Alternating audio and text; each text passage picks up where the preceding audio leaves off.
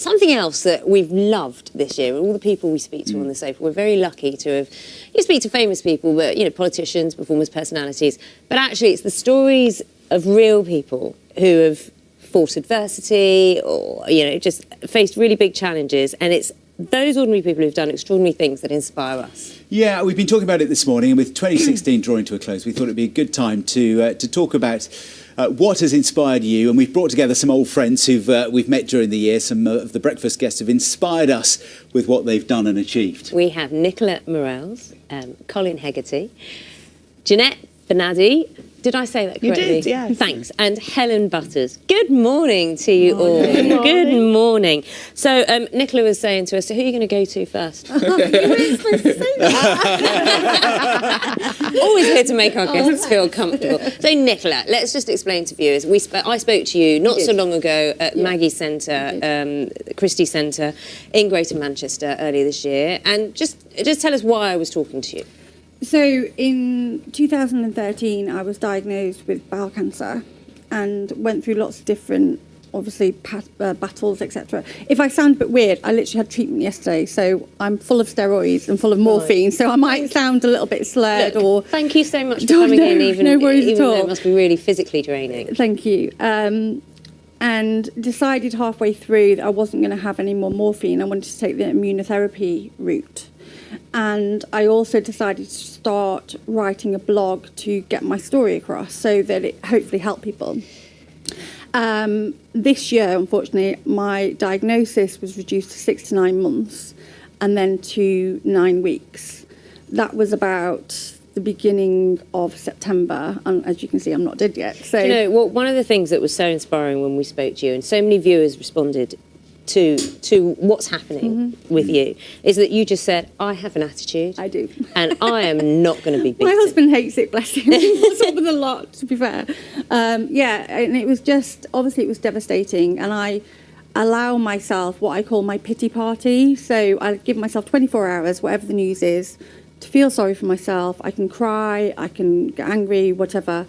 At the end of the 24 hours, it's like, right, what's plan B? Where are we going to go from now? And obviously that's what works for me at the moment. I tell you what, there'll be plenty of people watching right now who are being inspired by every word you're saying. Thank you so much for coming in. Colin, you've been inspiring in a different way, haven't you? Because we get lots of people on the programme who've got inspiring jobs. You're a teacher, and you've had some year, haven't you? Well, yes, I mean, teaching is the most inspiring of all jobs. I think it's, you know, I'm very proud to be a teacher, and you know, this year there was a Global Teacher Prize, and I was nominated in the top 10, the only UK teacher. So I was very proud of that. But I think it was more about celebrating great teachers.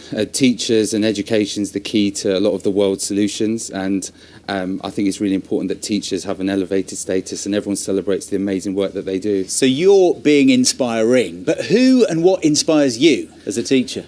Well, the children inspire me.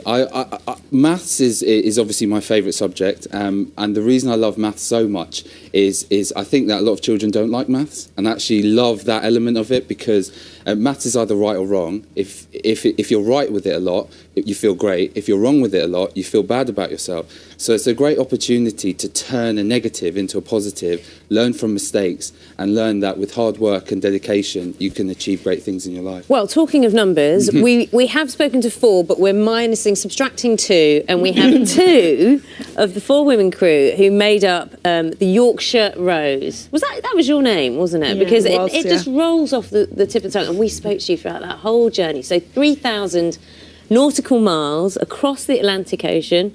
4 of you just decided to, on a whim, decided to do this? Well, I suppose you could say it was on a whim. Francis asked us if we wanted to row an ocean, and whenever anybody asked me anything, I always say yes, rightly or wrongly. And we'd learnt to row together, 4 years ago, and it just seemed like, why not? Yeah, why not? Why not? I think was our answer, really. Did you think, Helen, you would have captured the imagination of people the way you did? Because we followed you, we were talking to you while you were on the journey. We're really it was grateful for that. No, I think for us, at first it was just a thing to do, And we've just been blown away by the amount of people who've come back to us to say, as a result, I'm now doing this. And it ranges from cycling across Vietnam to learning a new skill. Well, there's four other women who are a little bit older than us who are going to do the same race next year. So it's amazing. And they've been inspired by us. There was a dad from Yorkshire who wants to do it with 3 other dads. Too, and then there was a guy we met called Ian who's done a film. You know, we went to try and do some talking at different places to inspire people, which we've been doing quite a lot of. And he's just done a film about men who dance, and he's always wanted to do that.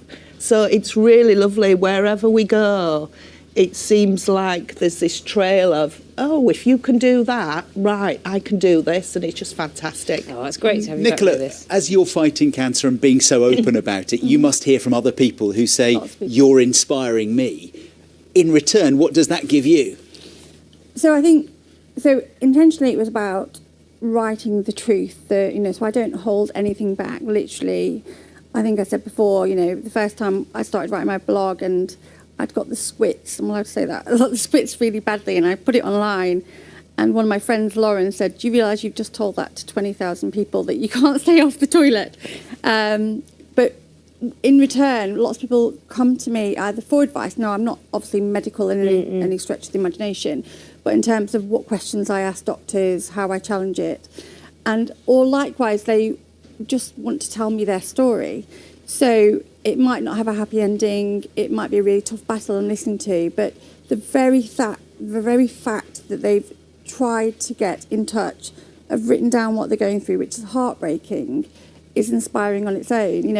This makes a difference in terms of what I'm putting down there. It's giving people a voice. In fact, I'm going to the House of Parliament in February as a speaker for cancer patients, in terms of reducing the amount of time it takes to get trial drugs into the NHS, because you can get them all over Europe, but you can't get them here, which is ridiculous. You are tireless, and you are an inspiration, as all of you are. Thank you so much for talking to us on the sofa, and thank you as well for your views as well.